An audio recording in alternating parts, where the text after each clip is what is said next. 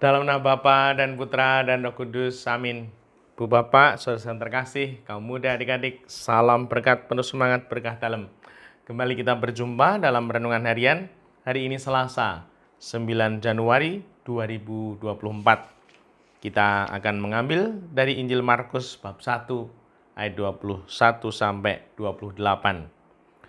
Pada suatu malam, Sabat Yesus masuk ke rumah ibadat di Kapernaum dan mengajar di sana. Orang-orang takjub mendengar pengajarannya, sebab ia mengajar mereka sebagai orang yang berkuasa. Tidak seperti ahli-ahli Taurat, dalam rumah ibadat itu ada seorang yang kerasukan roh jahat. Orang itu berteriak, "Apa urusanmu dengan kami, hei Yesus, orang Nazaret? Engkau datang hendak membinasakan kami? Aku tahu siapa engkau, yakni yang kudus dari Allah."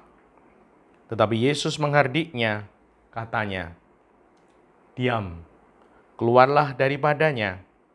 Roh jahat itu mengguncang-guncang orang itu, dan sambil menjerit dengan suara nyaring, ia keluar daripadanya. Mereka semua takjub sehingga mereka memperbincangkannya. Katanya, "Apa ini? Suatu ajaran baru?" Guru ini berkata-kata dengan kuasa. Roh-roh jahat pun ia perintah dan mereka taat kepadanya. Lalu tersebarlah dengan cepat kabar tentang Yesus ke segala penjuru di seluruh daerah Galilea. Demikianlah Injil Tuhan, terpujilah Kristus.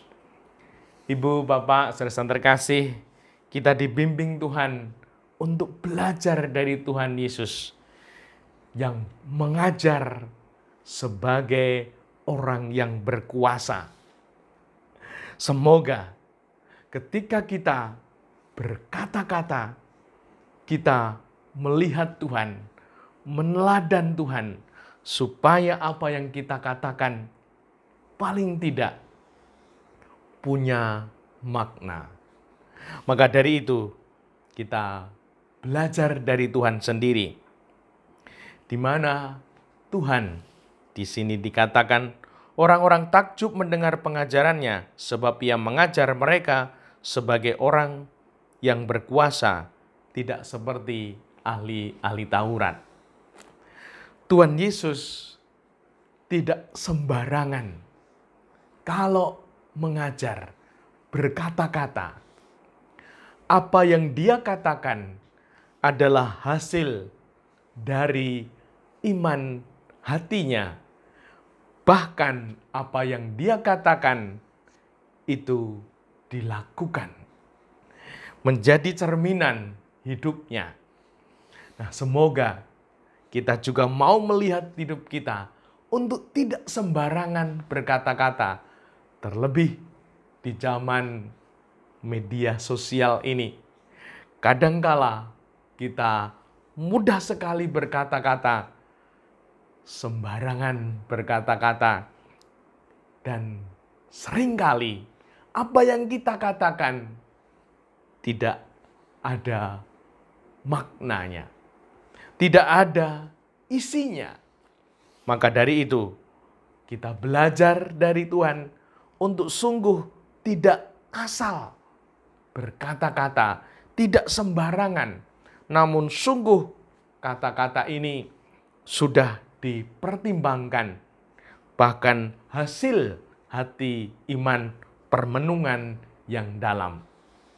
Dan yang kedua, semoga kata-kata kita meneladan Tuhan Yesus sendiri, kata-kata yang berisi, kata-kata yang penuh makna, sehingga menjadi kata-kata yang sangat berharga, yang penting. Nah, semoga kita juga tidak mau berkata-kata yang tidak ada isinya, tidak ada maknanya. Nah, semoga ini menjadi koreksi permenungan kita agar hidup kita mampu menyampaikan, mewartakan kata-kata yang penuh makna, berisi, berbobot, sehingga sungguh hidup kita dengan itu semua menjadi bermakna. Dan yang ketiga, Tuhan Yesus di dalam mengajar menyertakan Allah.